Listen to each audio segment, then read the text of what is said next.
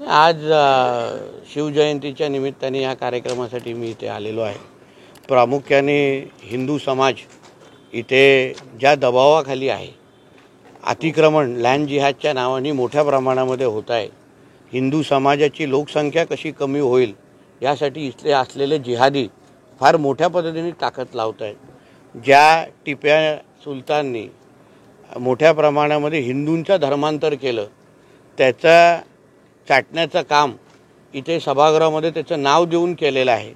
म्हणून प्रशासनाला पण इशारा द्यायचा आहे।